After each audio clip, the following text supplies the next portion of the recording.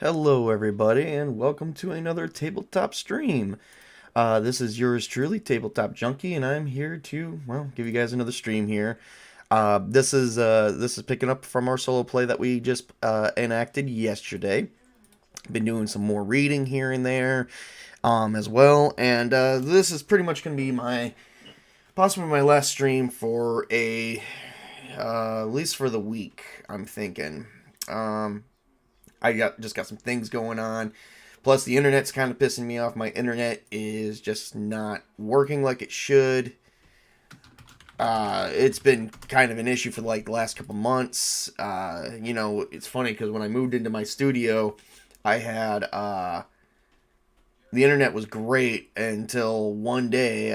I don't know what happened, but one day somebody, I had a roommate and that person was playing games, and that day we had some internet issues and it never picked up from that day. So we're not 100% sure. I'm not 100% sure what the whole spiel with that, but it was entertaining that everyone was just, I've got kids and whatnot. So we had like 5 or 6 game systems going at once, not to mention whatever I was doing on my computer. So I don't know if that has anything to do with it. It's just I've been looking into it. And of course, my internet provider wants to come out and take a look at it, which I'm told him. I said, no, I don't want a technician in my house. It's nothing personal. I do have an issue with technicians and internet providers. I just use them because I have to. I said if I could make my own internet and use it, I'd use it, Particularly, I've been having a sour taste in my mouth since 2017. This has nothing to really do with anyone particular. Long story short, the reason why I don't like technicians is I had an internet provider that I called on. I sent them a copy of my lease because my lease stated I was rated for DSL internet. It was a DSL internet provider. It told me I was allowed 2 companies. And well, I'm not going to mention what those companies' names are, but I was allowed 2 companies. I chose the other company that I had one company that I knew for many, many years, and I had another company that I never really knew, but it was cheaper than the other one. So I wanted to, and at the time I was paying $1,000 in rent plus bills. So I, wanted to just pick the cheapest one as long as I just have the internet. I didn't care for anything else. And the customer service rep told me, "Oh, well, we don't see you rated for that." I said, "No, you're on my lease. It says that they have many customers from you guys." "Oh, we don't really know that to be true. You're not coming up in our system." So they couldn't. So all they could do was deliver me my goods, but they couldn't connect my internet. Well, the technician came out and said, "Oh, dude, all you got to do is plug it in." I said, "I was told to wait for you to come out because they said that they couldn't see my address in their system." And they said, "Yeah, customer service has been kind of doing that to everyone in this complex." And at the time it was an apartment. They said they do that to all apartment complexes. And I said, so basically the guy came out, said, "You're good," and left, and was not even in my house 10 seconds. I called back customer service and I said, "You guys ripped me off," which I felt like they did because the technician said all I had to do was plug it in. I was ready to go. Where the internet provider said they couldn't turn me on because they said they didn't see my address in their system as being approved, even though my lease agreement said, and I said, "We've had this argument 3 times." So they charged me over $100 on my bill. My first bill was only supposed to be $80 because I did a self-install. And then it ended up being close to 280. It was almost $300 because the rest of that was like first month plus whatever the technician fee. So that's why I have problems with internet providers per se. I just don't trust people who all they want to do is come out to your house because then they can charge you a fee. So that's why I've been reluctant to do it, because ever since then I've been very scared to have people at my house. Especially if they tell me, "Oh, all you have to do is this, blah, blah, blah, blah, blah." It's like, customer service can do it.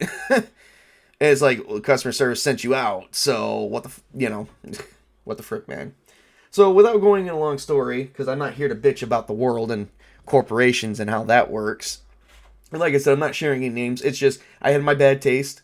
Unfortunately, I've never met a customer service rep that's going all out for me. So, which is sad because I used to be a customer service rep and I used to go out for my customers. That's what good customer service is, I guess. But I guess it doesn't exist anymore. So, Anyway, I've been ranting about that for 6 minutes, 7 minutes, so we're done with that. Let's move on to happier thoughts. Like I said, I do apologize for being on late. It's just because I'm having some issues and I'm reluctant to just call who I have to call because I have my reasons. And like I said, I think that's a good reason. If somebody else told me the same thing, I'd be like, yeah, that's a good reason because my money is, I hate to say it, I think I'm a bit of a cheapskate. My money's important to me. I like where it goes. If I it, you know I'm a penny pincher. I'm not gonna lie. So I pay my bills. My bills get paid first before anything else gets done. I don't have that any other issues. I just very reluctant where my money goes, especially if all I do is sit at my house and do nothing. I shouldn't have any problems, but unfortunately, it's not how the world works, people. All right, so anyway, hopefully I'm going to do some things today and hopefully I can get that cleared up for future streams, but I'm going to be done for the rest of the week because unfortunately I'm just having too many issues right now it takes me forever just to boot up my system and it never did that before. And it's not even my system, it's just to get connected to YouTube. There's always a constant issue, so I don't know. Anyway, again, I keep saying enough about that and I keep ranting about it, but I'm just wanting to explain to my audience, sorry that I show up late. So, that's my reason. Anyway, let's go back to our game here. So, we are in the dungeon. Yay. We are in the dungeon in room 3. Each person, we've got 3 kobolds versus our 4 people. I think the next turn is going to be, I think we left off with Miri's turn. So Miri is, not Miri, we left off with Vola's turn. So Vola's going to attack a kobold. A lot of people have been missing. So we're going to attack a kobold here. And I think the kobolds they're going to go last now. I mean, that's just the way it's going to be. 9, well, we're going to have the kobold attack her and see what comes up. Okay, well, that totally works. And the kobold does... Oh, for crying out loud. She's attacking with a spear. Only 1d6 with damage. Vola gets attacked for 6 damage. Holy crap. Yeah, remember, she's not wearing armor either, so... She gets definitely impaled right through the... probably right through the stomach. She's down to her last HP of the bit, so... Alright. So Pip has no one on him at all. He actually managed to make one of the other characters look like him, and that he was casting a spell made that character look like him and look like they were casting a spell, so they went immediately attacked them, so they ganged up on them. So Bree and Miri does have them. Pip is actually right behind them. So, which is actually good. Pip did that so that way he can get behind them and do a sneak attack. It won't be a sneak attack. He's just doing a rear attack. So that is another maneuver. Of which, if you can explain why, how the maneuver works and convince me, I will grant you the bonus. I mean, I'm not that stickler of a GM. At least I don't like to think I am. So... Alright, so we're going to look at the rear attack because he is going to have an opportunity here. It won't be an attack of opportunity. I don't think we actually have that. Rear attack is a +2 bonus to hit. Let me make sure. Okay, because when you do a charging attack, it's +2 bonus to hit.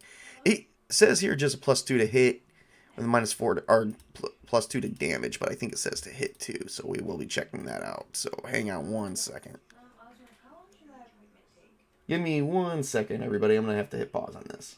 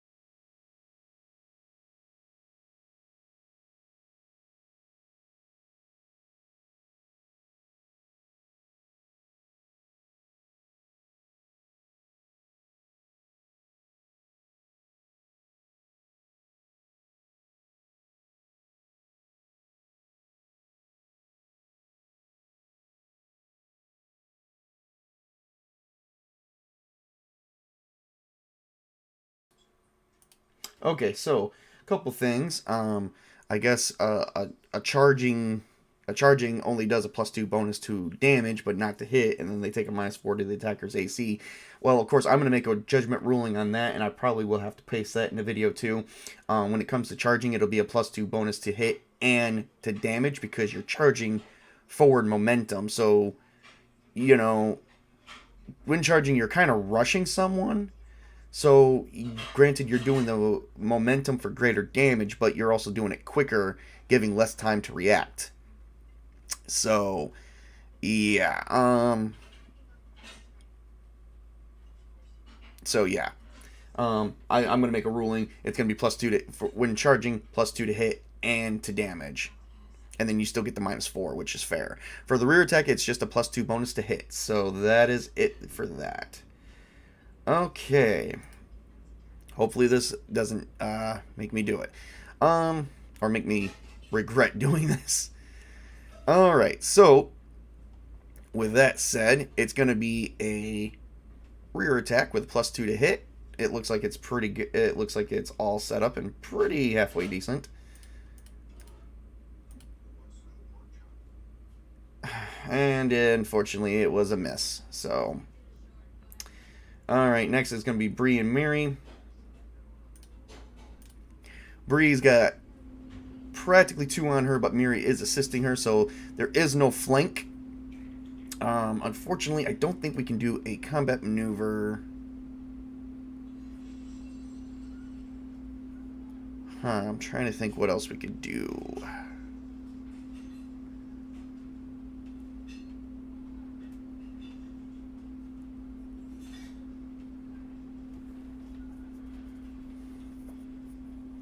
That's before the round begins. Unfortunately, that does not work. They're all fighting with spears. Trying to think what would be good for... She has a heavy lance. Trying to think of what would be good for her to try and do.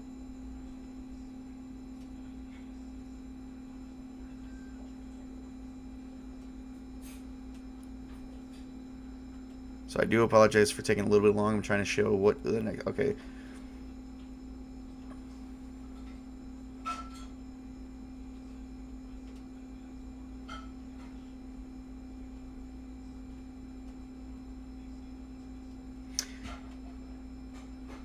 Alright, well, that might be a little bit much for her. I was going to show a trip action, but we got to do the... we would have to hit on a 19. 19 is just the basic hit. It doesn't do any damage.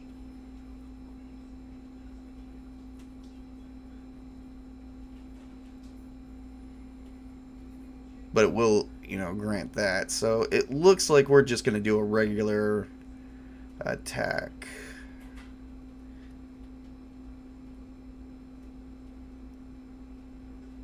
Because it doesn't look like we can really do anything else. Yep, so we are out of bounds here, everybody. Which can happen in a game too, which actually can be, I guess, very disconcerting at this time. So, alright, so we got nothing. Alright, so then we also got Miri. And Miri does hit, but Bree does not. Alright, so Miri, she didn't announce doing the stun attack. It's just going to be her main primary fist. So she gets to roll a 1d4. She gets a +2 to it. So, yep. Oh, wait a minute. I forgot. Bree gets a +4 to hit. Just on... No, not good enough. Mary's the only one that hits.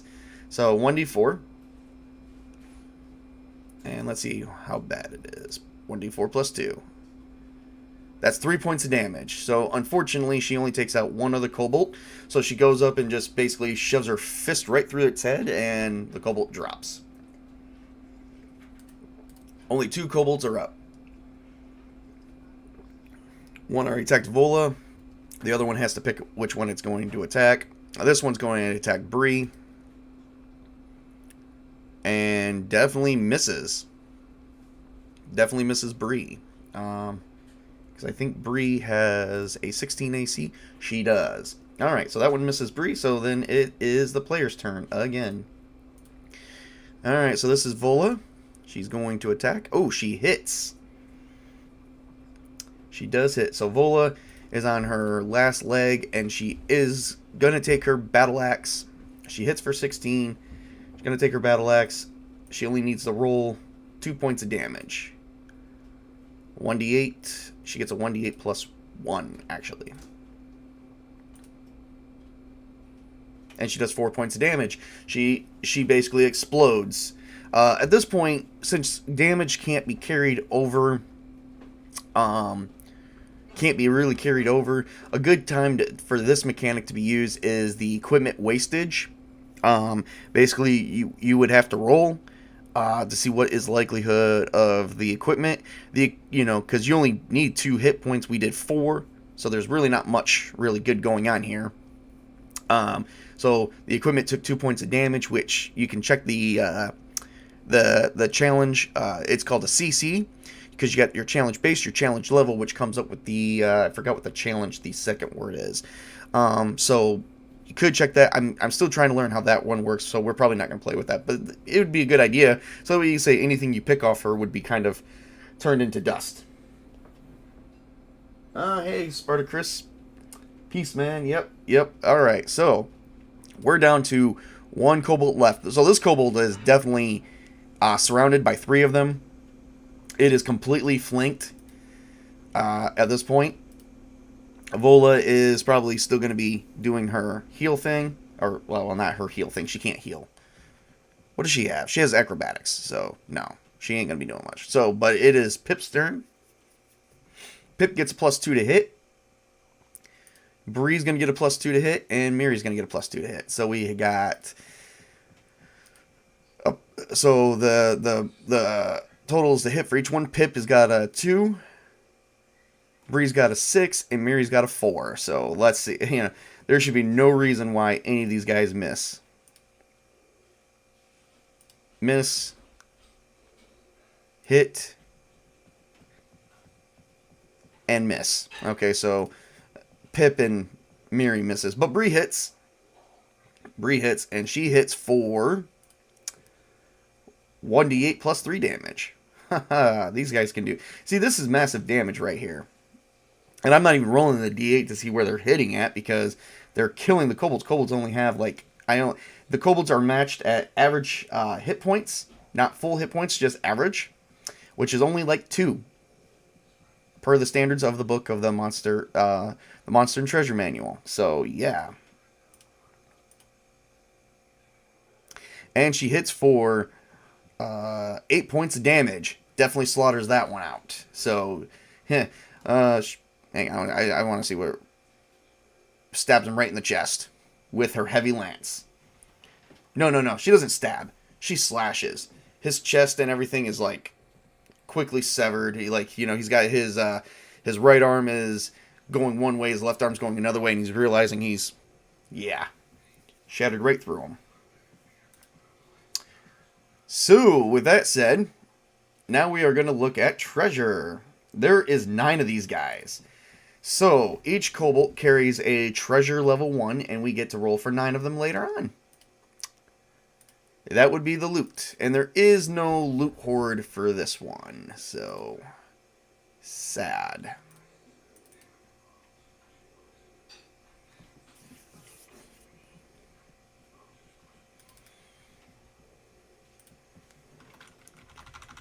Alright, I'm going to make a note here. So I got to generate treasure 1, 11 of those, and then 1 treasure hoard. These characters are going to basically be rolling in loot after they're done.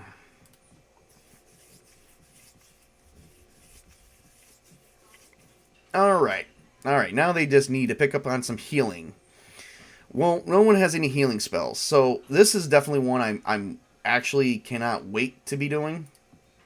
I'm going to show you guys how healing works.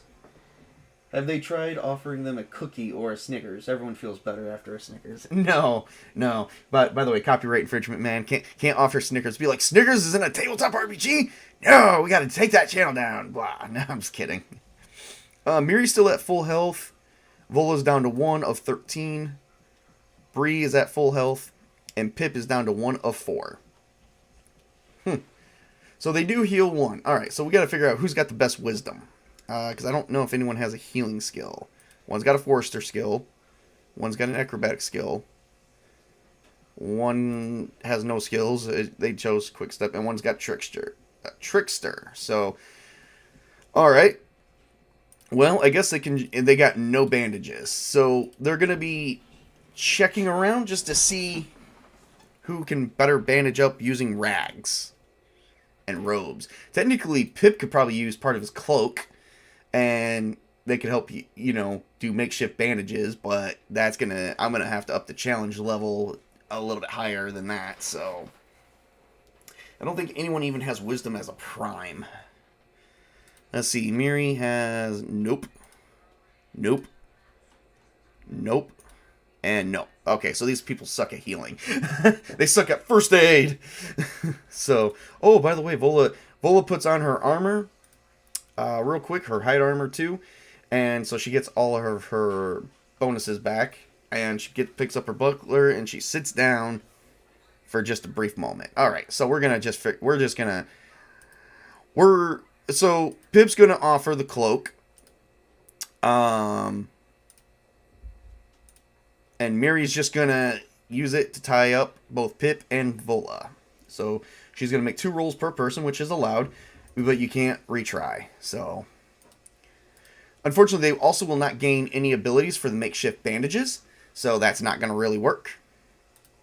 And so for Pip, she has to score 19 or better.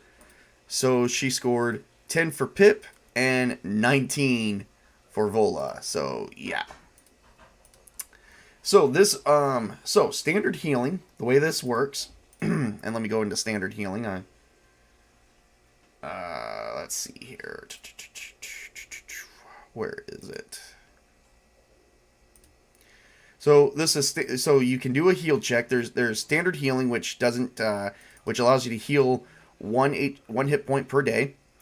Healing with a heal check allows you to do 1 hit point per day plus the results of the heal check. Unfortunately, it was meant and not beaten. So success is just standard benefits, and then you also get the standard benefits from bandages and herbs. I'm definitely gonna grant a little something for. I'm definitely gonna grant a little something for the makeshift idea of teamwork, because you should always do that. Like when somebody comes up with something crazy, like tear into a cloak or something. Offer something. I mean, you don't always have to do it, but I mean, I guess it's just kind of nice because someone came up with a really cool idea. So that's my only complaint there. Like I said, you don't have to. So they don't gain any additional benefits. All right, we're gonna say they ate some food. They spent 1 day in this dungeon because they're going to have to take a minute and rest somewhere. So I'm going to do some accounting on 1 day's worth of food each. So I need to subtract 4 daily rations. Miri does have the forester, so she is able to get water for those who probably need it as well, if she really wanted to. That is only a constitution roll. Oh, yeah, she's looking pretty good for that. 11 or better. So all she has to do is really take time to walk out. Whoop-de-frickin-do. She does score an 11. So she did find the exact water they need, so they can rest for a day. Alright, so. Alright. So, Pip only gains 1. Bree doesn't need it. Vola only gains, I think we said it was standard.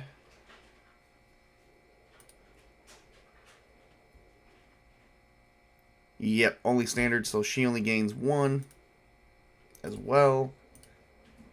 Quick, we need a healing potion.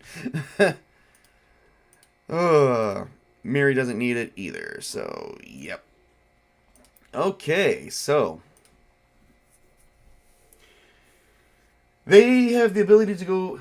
What about waste disposal? Oh, they probably pooped somewhere, who knows, but we ain't going to talk about that.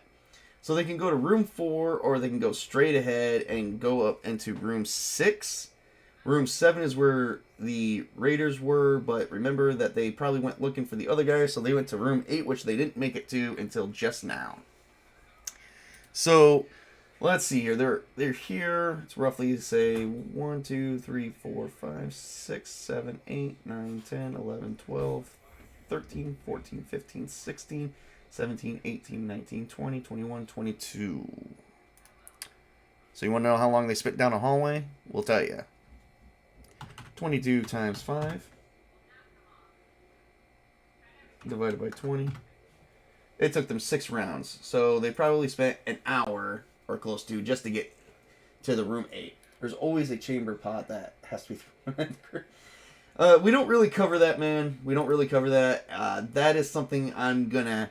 If you really want to know about that, that is something that I'm going to have to talk to you outside of stream. Because that is a... I get your reasoning, but there has to be...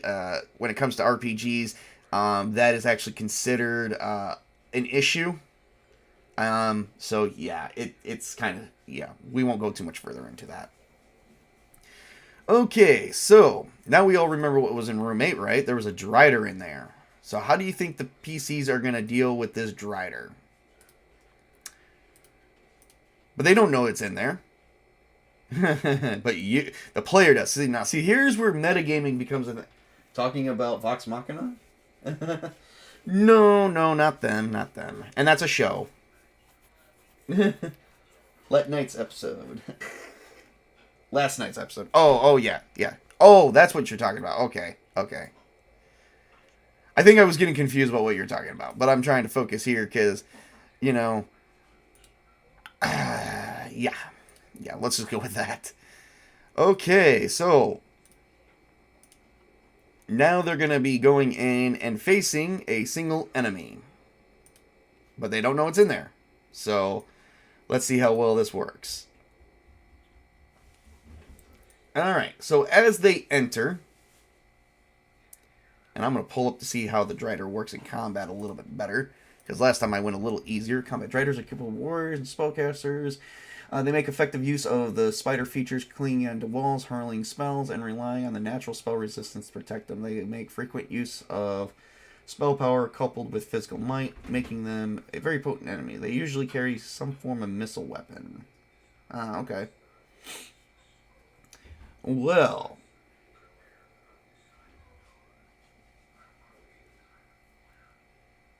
so they enter in, and they're going to cast a darkness spell. As soon as, now I don't know if they might be a little bit careful where they might want to try and sneak in, but I don't see how you're going to sneak in. This is a large creature, so the creature takes up the whole room. I don't know what their plan would be. I couldn't come up with a plan. Maybe they might appear on the door and do a check to see if they can see anything. And they're probably going to pick up... They're probably going to have Vola do it, just because she does have dark vision in case it's dark in there. I wouldn't say it's dark per se. It's more like low light, like twilight vision or dusk vision would see it. But, oh, even Pip could do it too. So Pip's actually... We're going to use Pip because he really hasn't done much of anything else. So Pip's going to appear in there and see if he can see anything. Unfortunately, I'm going to have to make this a little bit challenging. Because if not, then they're going to see a giant creature doing something. And I'm not really sure what that's going to do. So, okay, so we're going to do a dexterity roll. It is going to be very difficult. So 13 or better.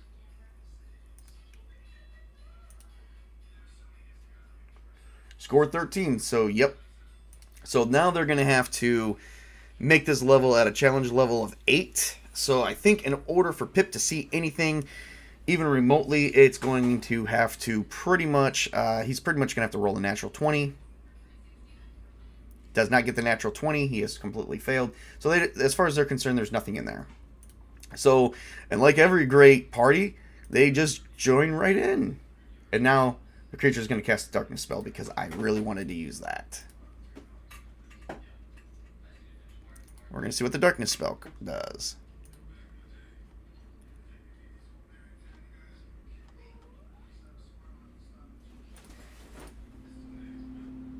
Okay, so darkness spell. No save. Lasts 10 minutes per level. This creature is so this is going to last quite a while. This spell causes an object or surface to radiate darkness and a 20-foot radius sphere. Not even creatures that can normally see in the dark can see in the area surrounded in darkness. Normal lights do not work, nor do light spells or a lower spell level. And it's 20 foot, so 20 foot radius. Unfortunately, 5'10". This room is only does 10, so the darkness even extends a little bit beyond the room. So yeah, they cannot see anything at all, unless someone can cast a daylight spell. Do we have a daylight spell? It does say, yep, it would need a daylight spell. Let's see. Does Pip have daylight? Pip has dancing lights. Why did I pick dancing lights if I already can cast it as a gnome? Huh. That's an idiotic move. So let's go back to... So let's see what other spells I have that. Because that's double. That should not be duplicated. And that's my bad and my lack as a GM for giving a crap. Let's see. Still can't do daylight.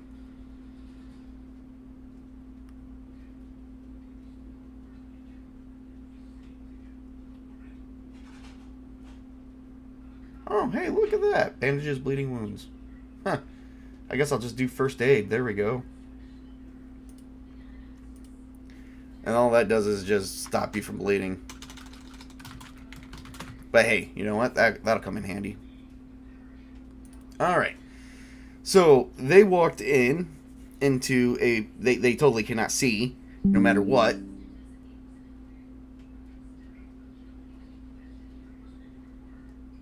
Someone sent me a personal message. And it's a funny one. Alright, so they can't see no matter what. They can't use torches or anything. Missed the first part of the stream because I was busy elsewhere. Damn. Which room are they in? They're in room 8 with that big giant spider creature. So, alright. Let's see here what they can do. Because they can't... They can run out. But it will be extremely difficult because they cannot see. So... Oh wait, does Pip have the ability to dispel magic? No, for some reason he didn't pick that up either. Crazy, but he's only like level 1. And they're kind of taking on a level 7 monster, so they're a bit unfair.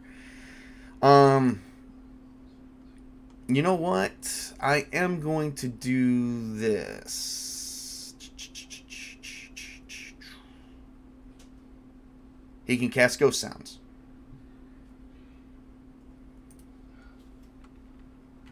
Maybe he can distract that creature. Let's see how that would work. It can't be it wouldn't need to be targeted, I don't think. Ghost sounds. So let's find out. Ghost sounds. Okay, so eerie rattles and wails, woolish howls, warm laughter, quiet conversation, the rumble of thunder, and clash of swords, the soft patter of bare feet, all of these sounds that can be created with the spell. These sounds can seem to rise, recede, approach, or remain constant as the caster desires. Virtually any type of sound can be produced, emanating from anywhere within range, though the volume cannot exceed as much noise as 4 normal humans could produce. Okay, so... And it's 150 feet. Oh, that would fill this room. And the creature would need to... actually make an intelligence check. And it does have a spell resistance. So spell resistance applies to this. Alright, well... Let's see how... The Drider? Does anyone have a giant rolled up spell?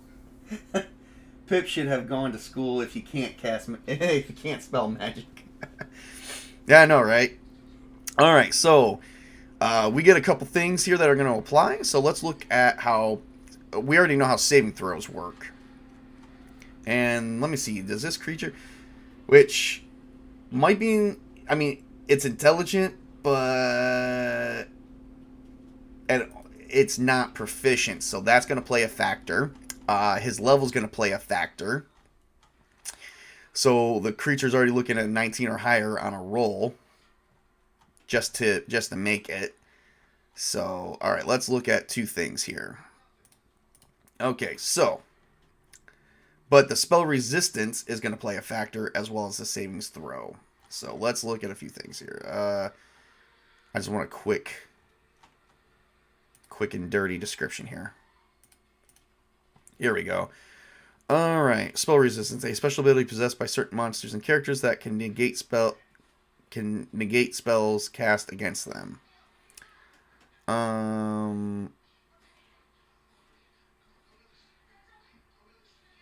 And let's see here. Okay, so that's all that is. Okay, so that was useless. I need to actually look at the actual thing.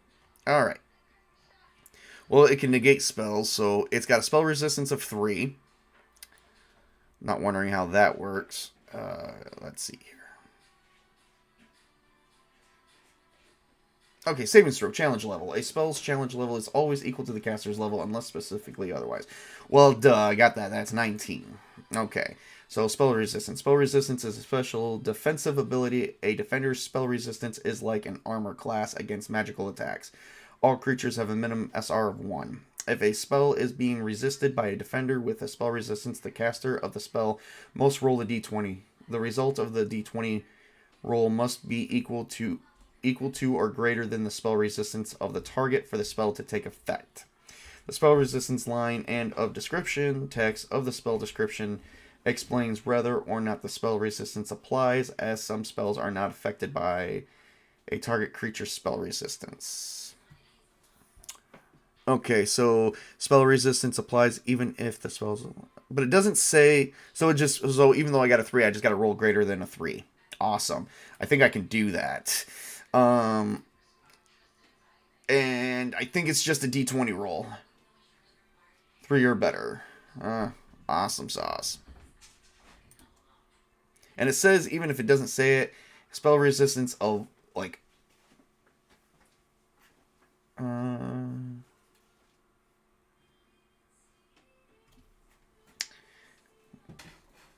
it does say that all creatures have a spell resistance of 1. So I don't really go for that. And of course, the chances of you rolling that 1 is a 5%, so I always make sure it succeeds. This is a little bit, this is about 15% chance of failing, so let's figure out if it fails. And it does not fail. So the creature is actually hearing it. All right, now let's see if it succeeds the intelligence that it has to actually do, 19 or better. And it did not score that. So it is totally listening to the ghost sounds right now. It hears them. And I would say it's very easily distracted. So he casts ghost sounds, distracting the creature. Which does not, I don't think will grant anything specifically special. It's just giving them a extra, let's see, distraction. Ooh, yes. I wonder if distracting would work. Defender's prone or blind. Defender's defenseless. Defender's lower elevation. Stunned or cowering.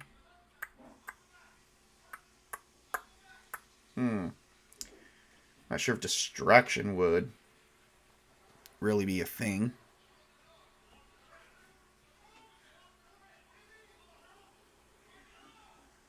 But just checking to make sure if distraction is a thing. Well, concentration's a thing, so there we go. Alright, so the creature is distracted, which means it's going to be...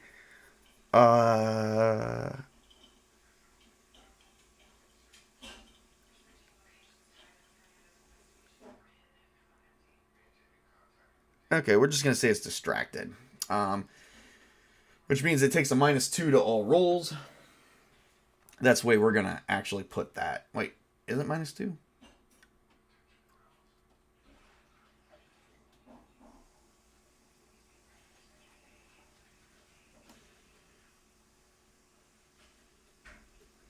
Huh.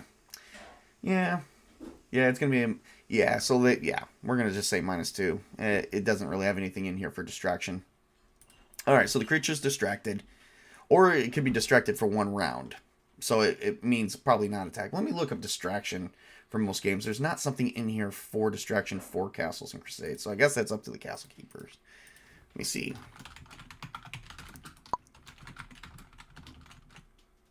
So many things to do. And there's always more than one way. A creature with this ability can nauseate a creature that... Distraction? Really? Oh, okay. Here we go. I don't want it to be a spell. I just want to... Oh, I guess it is a spell.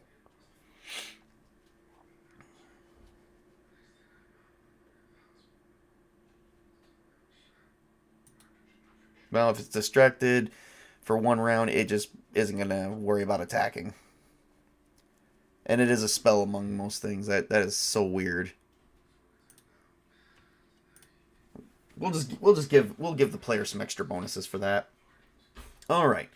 So unfortunately, the darkness spell is still up at this point. Not very much time has very much passed between that. So Pip is distracting the creature. He doesn't even know what he's distracting. He can't even see it. They're in complete darkness. So at this point, they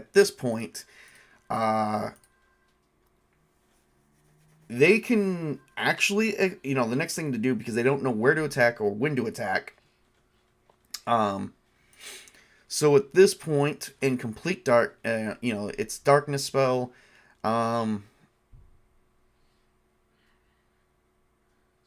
So this would mean they can evade. So if they evade, it'll be no initiative roll, no attack. They get a +4 to their AC.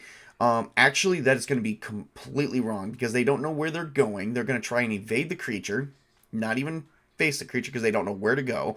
They do not get their +4 to AC. As a matter of fact, they are going to have to make a roll, and it's going to have to be a... Let's see. They are blinded. They're going to have to make a roll with a +10. They're all going to need natural 20s to escape. And not one person can grab the other, so who's ever left when the darkness spell ends and whenever the creature attack is pretty much dead. So let's see if anyone can get a natural 20 here.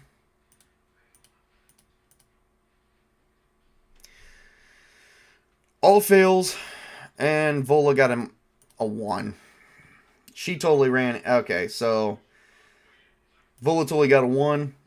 She ran into the mouth of the beast. And she takes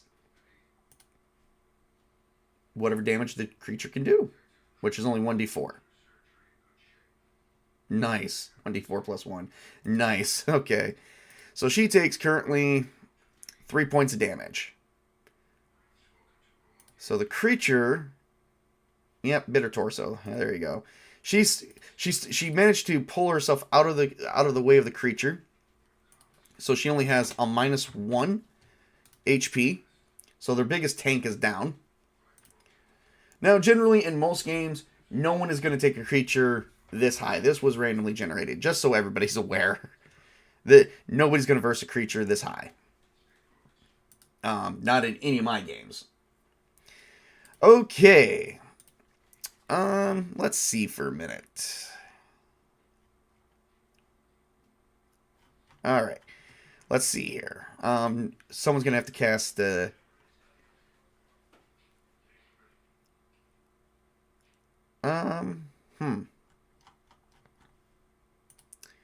They really can't do anything in complete darkness. They'll have to actually just hope they can hit it. And unfortunately, it'll be... Everything will be at a natural 20. Alright, well, it is the Drider's turn, unfortunately. So, let's see. Oh. And there's going to have to be 2 Constitution saves made by Vola when this is done. Alright, so...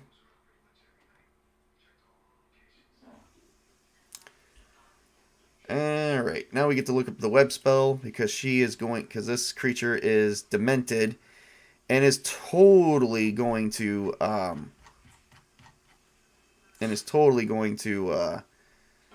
shoot webs at these guys to hold them in place so that way they cannot move.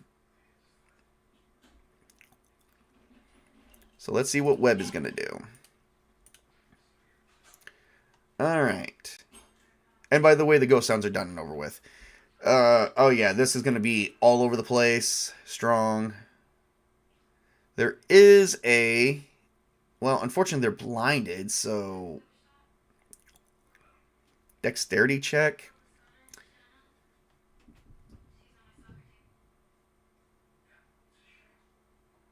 Okay.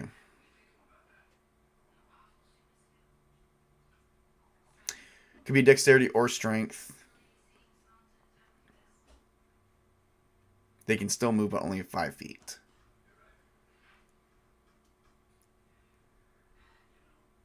But they wouldn't know where to move to, and unfortunately, this does fill up the whole room. So they're captured. They're captured, unable to do anything else. So they're going to have to do. They're going to have to do all strength checks to see if they can break free of it. Good luck with that, right? Minus Vola. Vola's going to have to do other checks. So, alright. Yeah, I think they all failed. These guys are almost dead. Again. Oh no, that one succeeded. Whoops. And it's a base strength check only. So, yep. So one succeeded and broke out. And the darkness spell is still up, strangely enough.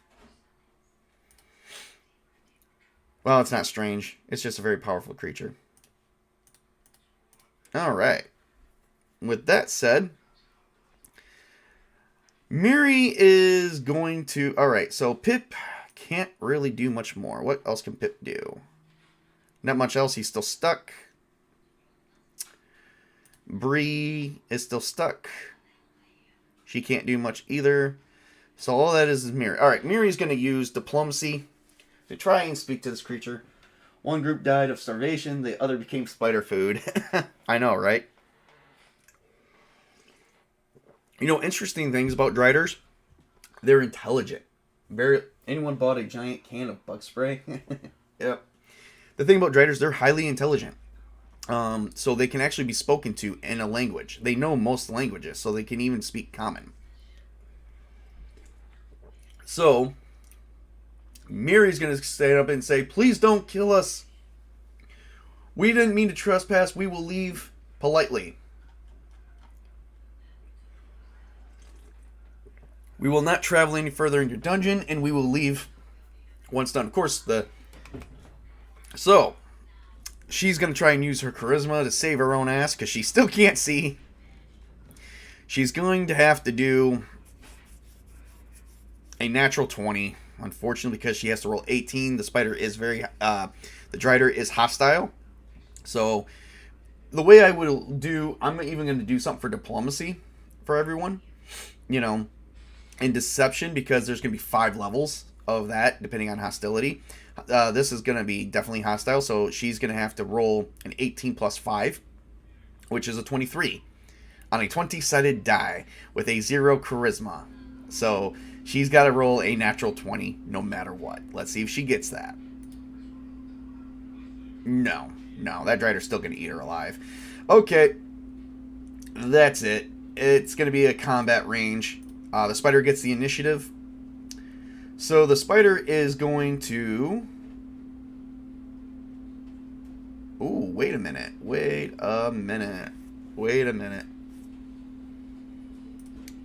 Okay, it'll only be able to...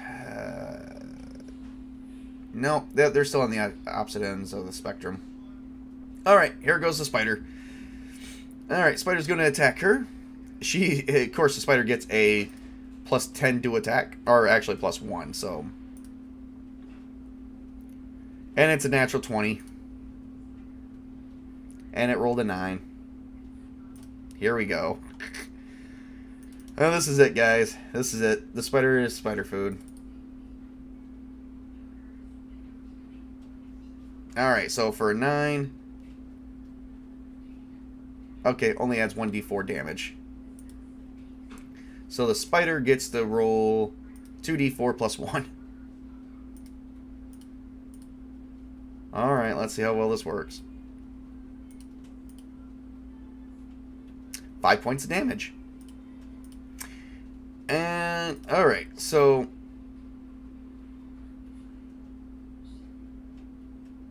let me go to Miri, put in the 5 points.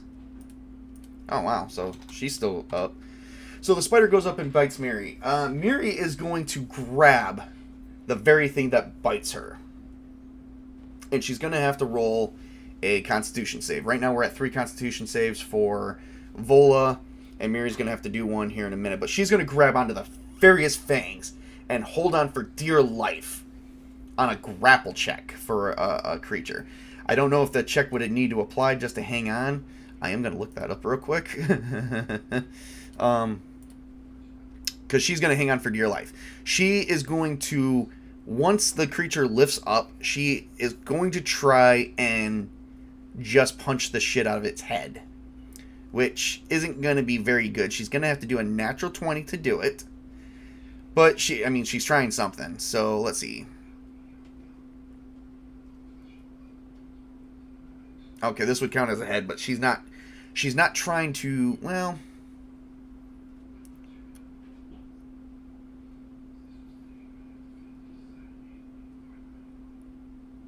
okay.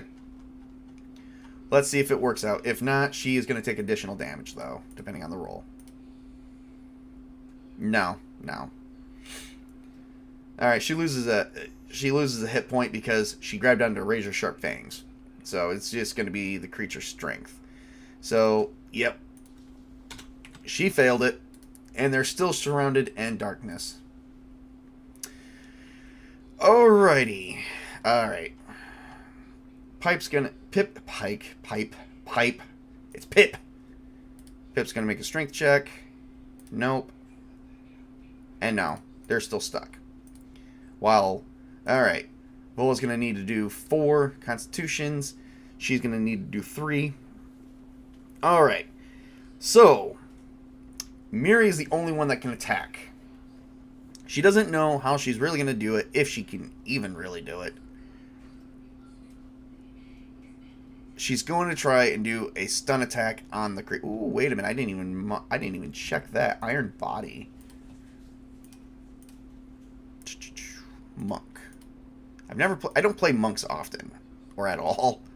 Actually, let's go with the at all. Oh, she gets a +1 to versus toxins and other things. Oh, nice. And a +1 to death.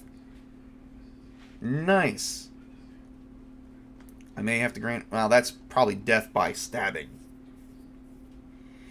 Alright. So that doesn't count. She's going to try and stun it. Unfortunately, she's going to need natural 20. Here she goes. And yeah, no. Creature's going to attack again. Creature, of course, does hit, but that's about it. Only one for 1d4 points of damage for another bite attack.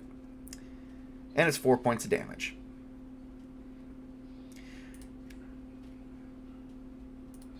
She's once again going to try and grab onto it. Because that's all she can really do. Let's face it, that's all she can really do. She's going to try and grab onto it again. And she grabs onto it. Right onto the fang. Soon their bellies will be full of spider eggs. She grabs right onto the fang of the creature, or whatever's that's biting her. And she is climbing. And she is going to she's got a hold of this thing. It is grappled. Now, I don't know if it's got any... it's pretty much a touch attack. So touch attacks means you take out the dexterity. But it is grappled. She's got the fang. So the thing's trying to charge on it. Chomp down on it. So...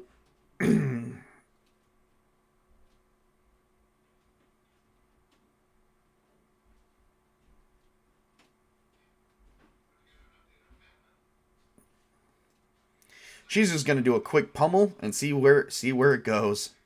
See where it goes. And she's got to match the AC, but with the grapple, she doesn't have to... 16 or better. Oh, she got a nat 20 on the grapple. Or on the attack pummeling with a 12. Let's see how well this works. This is a very dirty maneuver. This would have to definitely be explained. Like you get like someone would have to explain. Yeah, this would need to have some justification. I hate to say it. All right. So for 12 on a critical, that is a times 2 max damage. And she is near the... Now, see, a Drider, is the mouth near the head? Because then that would... I'd have to give that a nice head... I'd probably give that a nice head attack. She did grab onto a fang. Let me look up to see what a Drider looks like. I pretty much already know what a Drider looks like, but I mean, what I want to do is... Oh.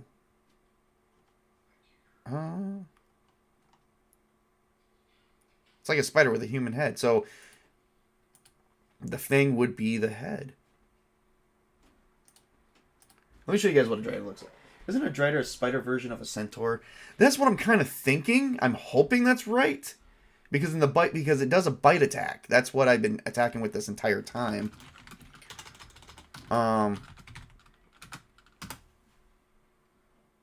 And oh shit. Yes, it is. Let me do a screen share for you guys, so that way you guys know what it's looking like.